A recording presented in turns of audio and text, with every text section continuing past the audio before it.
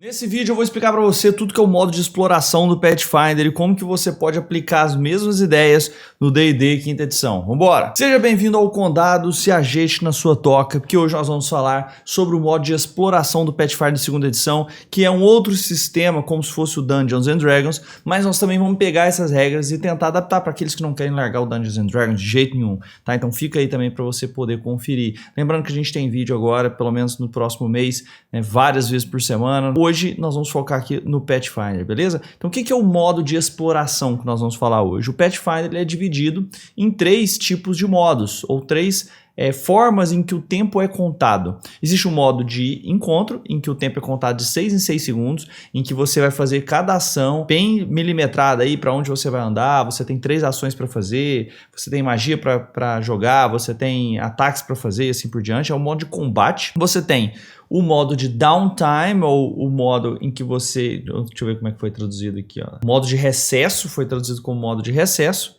tá?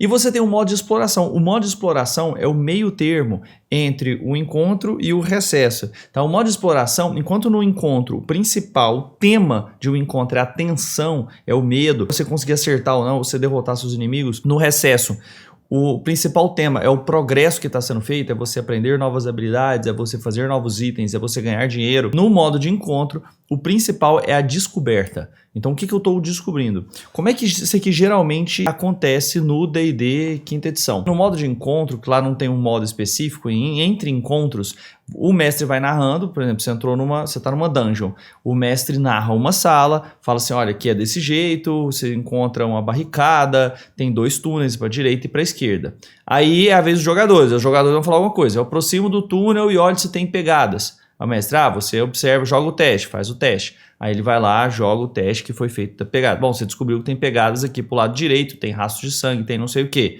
Aí um fala, eu quero procurar para ver se tem coisa mágica nesse túnel. Eu vi que tem uma cadeira ali, eu quero saber da onde que veio aquela cadeira, se foi feita por anões. Então, cada pessoa vai narrando o tempo todo, o jogo é muito travado. E eu vou te falar quais são as minhas impressões. A gente praticamente nunca joga em dungeons nas nossas aventuras, tá? Praticamente nunca. A gente não gosta muito do conceito de dungeons, talvez porque a gente não soube utilizar ou não desenvolveu muito bem. Já jogamos boas dungeons, só que na maioria das vezes eu sinto que o jogo trava demais. São como se fosse cada quarto, assim, demorado demais. E uma dungeon grande ficaria muitas sessões e eu acho que as pessoas perderiam o interesse. Então é sempre uma preocupação minha, será que as pessoas vão manter o interesse? Vem aqui, entra nesse quarto, faz esse encontro, vai próximo quarto, aí fica demorando para descobrir cada coisa. Aí eu falo assim, bom, aí vocês viram tal coisa, pessoal, eu vou lá e investigo, eu leio, eu faço. Então a pessoa tem que ficar narrando o tempo todo o que ela está fazendo, isso demora demais. Como que o Pathfinder tentou resolver isso? No modo de encontro do Pathfinder, as pessoas assumem estar fazendo algumas atividades. Tá? Então, por exemplo, eu estou procurando, eu estou scoutando, que é indo na frente, eu estou detectando magia. E você acaba adquirindo um fluxo mais rápido, em que você já vai narrando o que, de acordo com aquela atividade que o personagem escolheu fazer enquanto explora, o que ele está descobrindo. Então você foca mais no processo de descoberta e num fluxo mais fluido da descrição, do que propriamente você ficar... você viu tal coisa, eu faço isso, eu faço esse teste, e ficar parando toda hora para poder fazer aquilo andar e aquilo ficar muito travado, tá? Eu vou mostrar para vocês as regras específicas do que tem para fazer. Basicamente, quando você estiver num momento que não está numa batalha, você está no modo de encontro. Aliás, no modo de exploração. Você não está na batalha, você está no modo de exploração. Você está viajando, pode ser modo de exploração. Você está numa cidade, numa festa, pode ser modo de exploração. Você está numa dungeon, entre encontros, você está no modo de exploração. Tá? E aí você pode assumir fazer algumas ações o tempo todo ou de forma automática. Você pode mudar isso, evidentemente, se acontecer alguma coisa. Quero mudar o tipo de ação que eu estou fazendo. Você vai descrever, não necessariamente escolher uma ação. Às vezes o mestre ajuda a escolher a ação que você está fazendo. Você pode simplesmente descrever. Não, eu quero ficar preocupado, eu escutei um certo barulho, vou andar, mas vou andar preparado, caso alguma coisa me ataque, eu estar preparado. O mestre vai falar assim, não, então você está usando a ação defender, e ele vai te dar o bônus específico dessa ação, caso aconteça uma batalha, entendeu? Então você vai escolher o que você vai fazer, você vai definir o que o seu personagem vai fazer, mas não cada cômodo por cômodo. Você vai escolher o modo geral que ele está explorando aquele ambiente e o mestre vai te dar informações em relação a isso. Vamos lá para o livro para vocês poderem ter mais ideia. Olha só, no modo de exploração, então primeira coisa, vamos entender como é que funciona isso aqui. É velocidade de viagem. Então se você estiver no modo de exploração, quanto que você vai andar por dia ou por hora. Tá? Aqui eles traduziram para quilômetros, então você pode simplesmente olhar isso aqui ou anotar no seu personagem. Então o grupo ele vai se movimentar com a menor velocidade de um dos seus personagens. Então se a menor velocidade do seu grupo é 25 feet, ou seja, 7,5 metros, ele vai andar por minuto 75 metros, ele vai andar por hora 3,75 quilômetros e ele vai andar quilômetros por dia, vai andar 30 quilômetros. Tá? Isso aqui é o cálculo já tabelado para você. Anota no seu personagem, anota isso lá na sua ficha. Tá? Anota o quilômetro por hora que você faz, anota o quilômetro por dia. Porque quando você está fazendo uma viagem, por exemplo, os quilômetros por dia é o que vai mais importar. Mas quando você está ali numa dungeon, por exemplo, provavelmente metros por minuto vai importar mais. O quanto você está cobrindo aquilo lá de tempo. Se você quiser também, se essa informação for relevante. Tá? Agora, veja só. No inglês é feet e você transforma em milha facilmente, que é só multiplicar. Então, se você anda 30 feet, você anda por dia 3 milhas. Aí fica mais intuitivo, entendeu? Agora aqui você tem que meio que anotar lá no seu personagem para você não ter que ficar fazendo essas contas. O seu personagem anda 9 metros por turno, na verdade ele vai andar 36 km em um dia. Tá? Que é o quanto que ele anda, se ele andar 8 horas por dia, é o tanto que ele consegue descrever.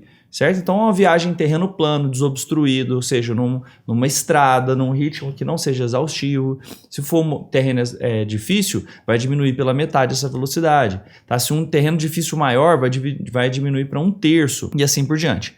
Tá? Então, isso aqui é a velocidade que você tem. Quando você faz uma atividade de exploração, que eu já vou mostrar aqui para vocês, essa velocidade pode diminuir mais também. Por exemplo, eu vou andar, mas eu vou andar explorando o ambiente e olhando por coisas no ambiente. Você vai dividir isso na metade.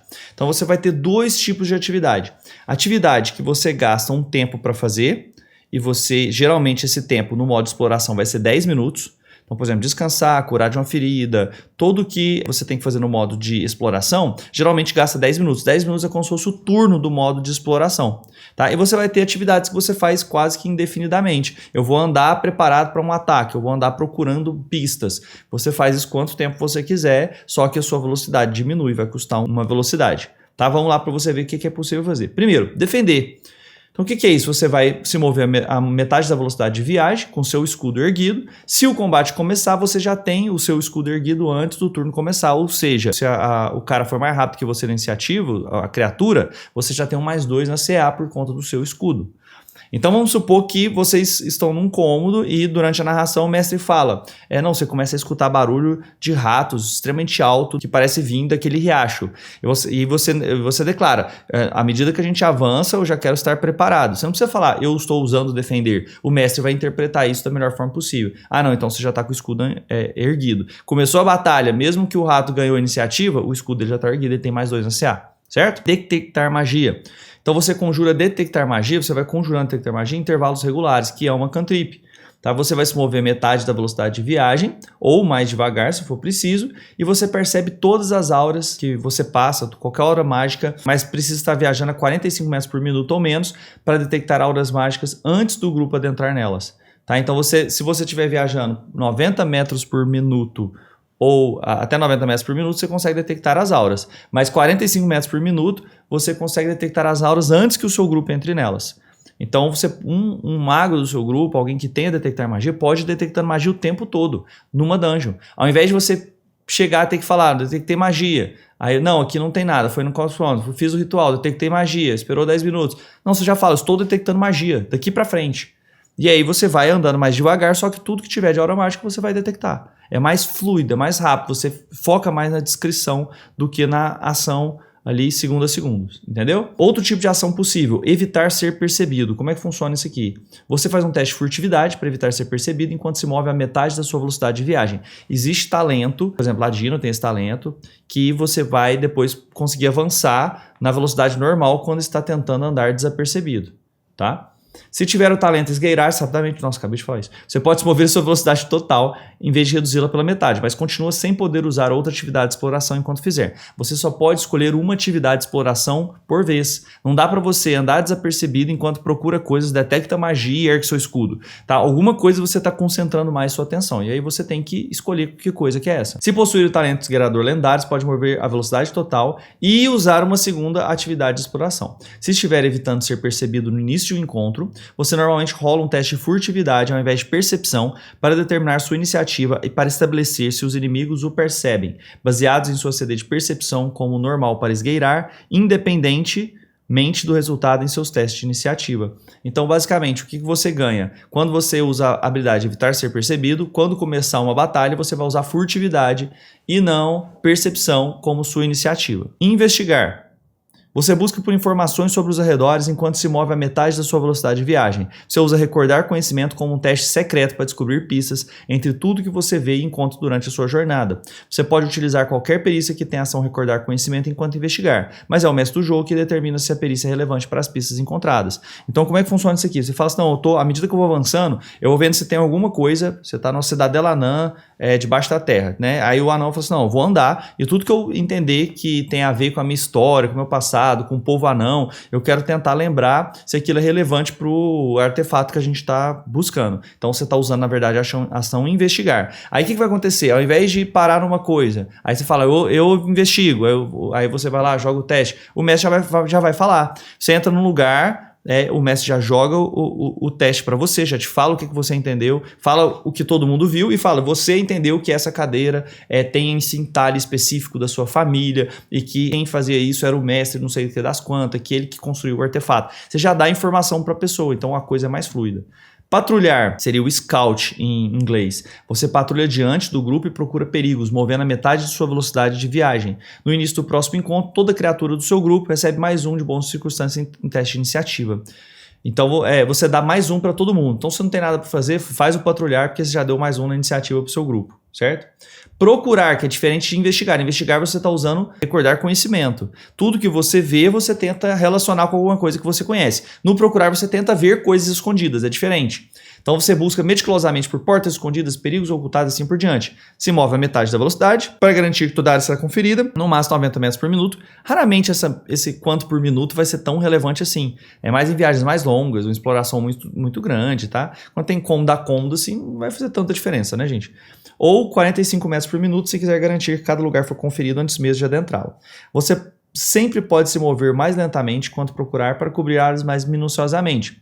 E o talento procura acelerado aumenta essas velocidades máximas. Se disparar com um item, perigo ou porta secreta enquanto procurar, ele fará um teste secreto para buscar e verificar se percebe o objetivo. Então você chegou num lugar, tem porta secreta, o mestre já joga e se você encontrou, você não vai ver o teste, se você encontrou ele vai te falar onde é que está e o que você achou.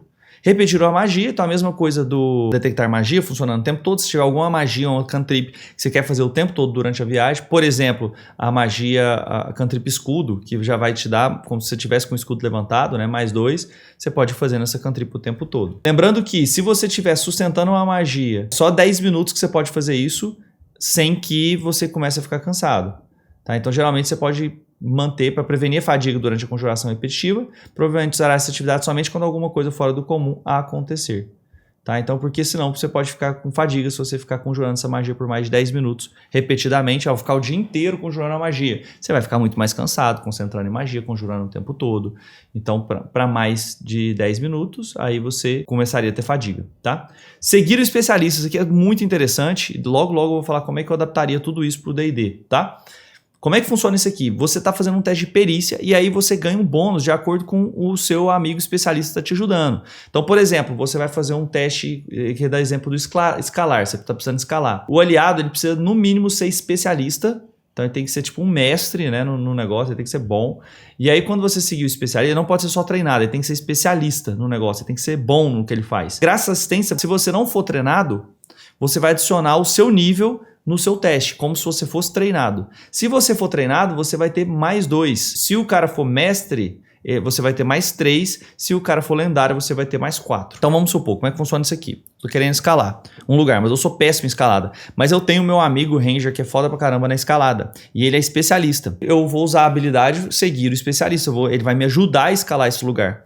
Aí eu vou somar o meu nível como se eu fosse treinado, porque o especialista me ajudou, certo? Se ele for lendário e eu for treinado já, mesmo assim eu posso seguir ele, porque ele é muito melhor que eu. E aí, como ele é lendário, ele vai dar, por exemplo, mais 4 para mim na minha perícia, se eu precisar escalar algum lugar, certo? Isso aqui serve para qualquer perícia. Serve para uma perícia social, serve para você usar, por exemplo, stealth, que é furtividade.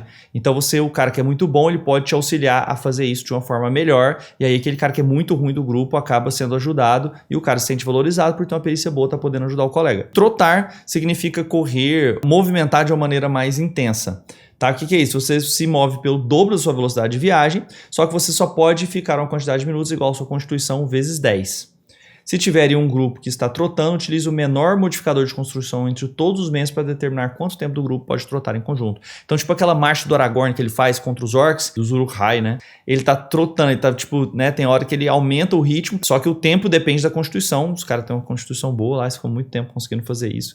E marchando ali, mesmo ganhando fadiga, mas conseguindo, né, sem comer, sem fazer nada, conseguindo o que eles precisam. Então, como é que funciona assim o processo do modo de exploração? Basicamente, cada um do grupo vai escolher alguma coisa que está fazendo durante aquela exploração. Ah, o mago está detectando magia, um está fazendo o scout, o outro está prestando atenção em recordar conhecimento, identificar as coisas, outra pessoa está procurando por portas secretas. E aí vai avançando o grupo e o mestre dando as informações para cada um de acordo com o que eles estão fazendo, né? E aí começa uma batalha, o cara que está evitando ser visto pode usar furtividade para começar a batalha, o que tá dando scout deu mais um para todo mundo na iniciativa, o cara que tava recordando conhecimento pode lembrar já do tipo de criatura que o cara que tá detectando magia detecta o item mágico de quem daqueles inimigos que tem o item mágico e assim por diante. Então o mestre já vai dando as informações e é um modo muito mais fluido. Como que eu adaptaria isso aqui pro D&D? Primeiro, eu acho uma boa ideia adaptar. Fala assim, pra que adaptar? Vai jogar Pathfinder. Tem muita gente, por muitos motivos, que preferem continuar jogando RPG, D&D. E tem muitos motivos para isso, já tem um personagem, já entende as regras, já entende as magias, e não quer adaptar tudo. Mas pode adaptar essa parte que eu achei super interessante. Como é que eu faria? Vamos lá. No defender, né, vamos começar desde a primeira. No defender, que você recebe os benefícios de erguer um escudo antes do seu turno começar. Eu daria algum bônus, por exemplo, para iniciativa, no caso do defender, daquele personagem específico. Então ele tem mais 2 na iniciativa, por exemplo, já que ele já estava preparado para algum perigo, ele já estava pronto para poder se defender de alguma coisa. Ou ele não é surpreso, porque ele está esperando que alguma coisa, já declarou que está esperando alguma coisa.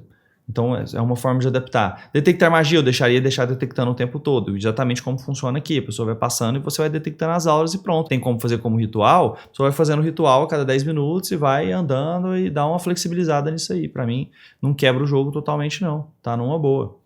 Evitar ser percebido. Como é que você poderia avançar desse jeito? A pessoa joga furtividade e quando começar um encontro, ele, dependendo da furtividade dele, ele pode estar escondido para os outros membros. Então, as pessoas não sabem a localização daquela pessoa. As pessoas que ele passou na percepção passiva delas não consegue saber onde é que ele está. Então, não pode atacá-lo, por exemplo. E ele vai ter vantagem no primeiro ataque, quando ele sair do esconderijo e atacar. Investigar a pessoa, no momento que ela entra num determinado local, você já faz um teste, por exemplo, que é o de conhecimento específico, religião, arcana, o conhecimento que tem a ver com o conhecimento que ele precisa fazer, você já faz o teste escondido para ele. Patrulhar, ele pode dar bônus na iniciativa de todo mundo, dar mais um na iniciativa do grupo, por exemplo, acho que pode manter a mesma coisa aqui, não precisa adaptar nada. Procurar, ao invés de usar a percepção passiva, quando ele entra num determinado local para poder ver se tem uma porta escondida ou não, você joga a percepção normal da pessoa. De forma escondida, entrou num quarto, vai entrar num cômodo, já joga a percepção da pessoa e você já dá as informações. Lembrando o seguinte, essa regra foi confirmada pelo Jerry Crawford, ok? Você nunca tira menos do que a sua percepção passiva na percepção. Tá? Isso aqui é muito significativo. Por exemplo, você tem uma percepção passiva, você entrou num lugar, você fez o procurar, o mínimo que você vai tirar é a sua percepção passiva. Isso foi confirmado pelo Jerry Crawford, é assim que funciona. Tá? Isso não estou inventando moda aqui não. Tá? Então assim, vamos supor que o cara tem uma percepção passiva, ele tem mais 6 na percepção, então a percepção passiva dele é 16. Ele entrou no local, ele está fazendo a ação procurar, o mínimo que ele vai ter é 16. Ele pode jogar e aí no momento que você joga, você vai ter pode ter um valor a mais, pode tirar 14 mais 6 vai dar 20. E aí você dá uma informação que ele não ia ter com 16. Mas se ele tirou 3, você vai usar a percepção passiva dele, que é o que todo personagem tem quando entra num local, tá? Isso é uma coisa que eu acho que pouca gente sabe. Repetir uma magia, se for um cantrip, eu usaria exatamente as mesmas regras, ele pode repetir à vontade, mas ele vai, depois de conjurar muito tempo, você pode falar assim, não, você consegue fazer isso 10 minutos, depois você não presta mais atenção, ou fica difícil, ou você fica cansado, ganha uma exaustão, assim por diante. Seguir o especialista eu achei muito legal, eu acho que você deveria permitir isso aqui. E o que aconteceria? Você pode adicionar metade da proficiência, quando ele está seguindo os passos de uma pessoa que é treinado. Então, se a pessoa tem proficiência, o cara tem proficiência em stealth. E ele está ajudando o cara do grupo que não tem treinamento nenhum. E aí ele vai somar metade da proficiência se ele tiver a ajuda desse cara, se ele estiver gastando essa ação. Eu acho essa ideia muito boa. E outra coisa que ele faz aqui é que quando você está jogando em grupo, somente aquele com pior stealth joga uma vez. Ao invés de todo mundo jogar, tem 10 pessoas para jogar. Mesmo que todo mundo seja muito bom, vai jogar 10 testes. Aqui ele fala para jogar uma vez o teste com o pior cara. Na verdade, a chance é menor do que se todo mundo jogar, porque quando todo mundo joga, alguém falha. Então eu achei bem legal essa regra, menos dados, aquele com pior stealth joga, só que se ele está sendo auxiliado por alguém, por exemplo, você somaria metade arredondado para cima do proficiência. E o trotar, mesma coisa, dobro da velocidade, mas só consegue manter durante Constituição vezes 10 minutos. Então essa é uma forma fácil de você adaptar para o D&D quinta edição, uma ótima ideia do Pathfinder. Agora me fala o que você achou do modo de exploração. Você já usou isso nas suas campanhas? Você sabia dessa regra? Faz sentido para você? Coloque aqui nos comentários para nós e para mais Pathfinder, D&D, qualquer outro RPG, Homebrew. Entra lá no nosso canal de Telegram, dá aquele like, se inscreve e volta aqui no próximo vídeo, que jogar RPG é bom demais.